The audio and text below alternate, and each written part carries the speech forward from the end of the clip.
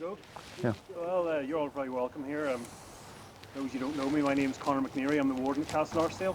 I'd just like to say how honoured and privileged we are to be selected by the Airfields of Britain Conservation Trust for this memorial.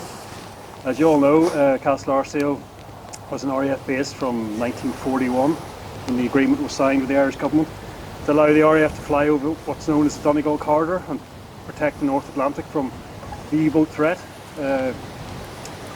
RAF planes from Castle Archdale were attributed with identifying and sinking up to 10 U-boats, and most famously they spotted the Bismarck in May, I think, of 1941. I'm sure Ken knows a lot more about the history of the place than I do. But as I say, it's a great honour and we're very privileged to have this memorial, so thanks very much to ABCT. Yeah. Well, thank you very much, and we're extremely grateful for everyone's help in government and country park circles. We're extremely grateful for all your assistance in allowing us to have the memorial here. Well, just again confirm, my name is Kenneth Barrowman. I'm the Director General, the founder and head of the Airfields of Britain Conservation Trust, which is the world's first national airfield charity. Now, we're in action this morning at Long Road at Killadece, unveiling a similar memorial to this one. But Castle Archdale has a completely different history to Killadece in all sorts of ways. It had a rather protracted run-up to the development of this base. We were chatting with someone just this morning who was involved with its history. What really happened was that there was a Royal Air Force Squadron number 240 that was based at Stranraer in southwest Scotland. Now, with the increasing and really perilous U-boat threat to the UK, more flying boat bases as well as land plane ones were needed. So the general Lough Erne area was selected as a potential base. Now, the initial development of flying here is a bit hazy, one has to say. And this is also where Killadece comes into play. But we can certainly confirm that Castle Archdale Airfield opened in the first half of February 1941. But there was a further twist in the tail in one sense, because for two main reasons, the airfield was almost instantly renamed Lough Erne. Now, as ever in the weird world of airfields, the facts are a bit hidden in the mists of time. But it seems the two main reasons were that apart from the increase of airfields in general, and the advent of Killadece eventually, that there were a lot of other airfields in the UK called Castle such and such. So, for example, you had Castle Donington, which is today's East Midlands Airport, or again across the Irish Sea, Castle Kennedy near Stranraer. However, with the eventual advent of Killadece, especially in 1942, I think we can fairly safely say that the authorities, because there were now two main flying boat bases in Lough Erne, they then decided to just go back to the original name of Castle Archdale to avoid any accidental confusion with especially Killadece. The airfield got going pretty quickly after it opened in the early part of 1941. The first squadron that was based here was number 209, which had the grave misfortune in the very early days. It's reflected in one photograph in the operations block, which is now the caravan shop. It shows a photograph of a Sero Lerwick flying boat, which, enough to say, was one of the worst aircraft that the RAF ever had. It was an absolute nightmare to operate. And frighteningly, it's worth mentioning that this aircraft was actually earmarked to replace, of all aircraft, the short Sunderland.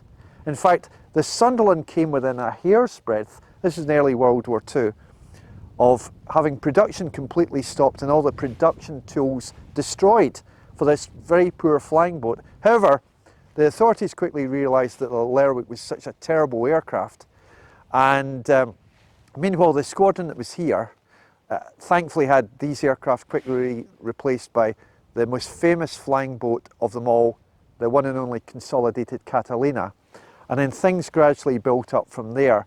So short Sunderlands were especially associated with Castle Archdale, and as has just been said, the airfield played a massive part in the winning of World War II by attacking Germany's U-boat fleet. Figures vary, it all depends upon official scores, but one source claims that it was either 9 or 10 U-boats that were sunk, although conversely it's claimed there were maybe say 4 and others partly shared. But it doesn't really matter in the grand scheme of things, because most important of all, this airfield played a colossal part in the winning of World War II. And then there were also notably Canadian units based here as well, as they're very well remembered. Come the end of World War II, the airfield fairly quickly closed down in a general flying capacity by, say, the end of the summer of 1945. It then went on to care and maintenance, but this was tied in with a maintenance unit at Killadece. But then Castle Archdale, I better just finish off here before the rain gets too bad. It became self-accounting in early 1947. And as is perhaps not well remembered, people think the airfield closed not long after World War II, but it actually carried on until the early part of 1958. And it's still very well remembered today.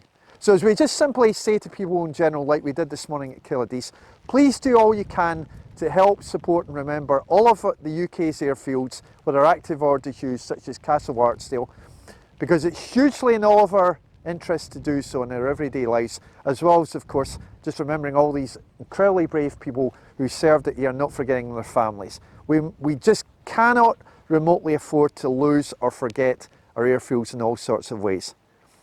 And now, just before we unveil the memorial, after the unveiling, we'll have as we had this one, the usual exhortation, and then a 2 minutes dedication, silence in memory of Castle Archdale and all who served here.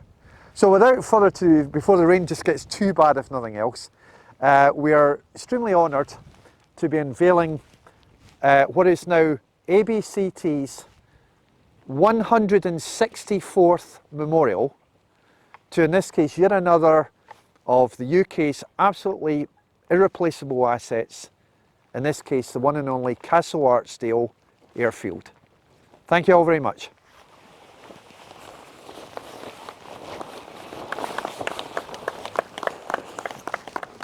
Just put there. Thank you.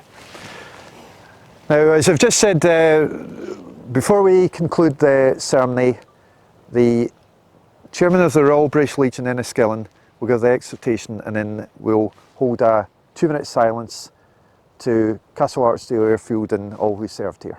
Thank you.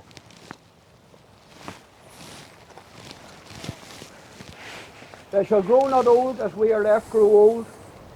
Age shall not weary them, nor the years condemn. At the going down of the sun and in the morning, we will remember them. You will remember them.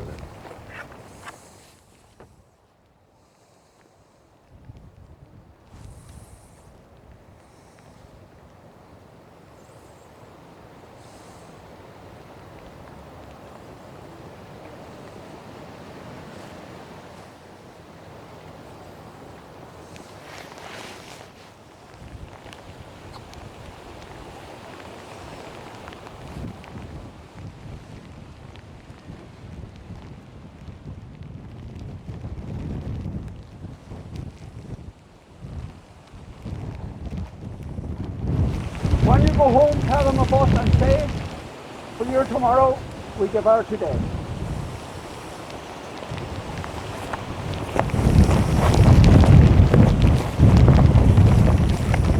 Thank you.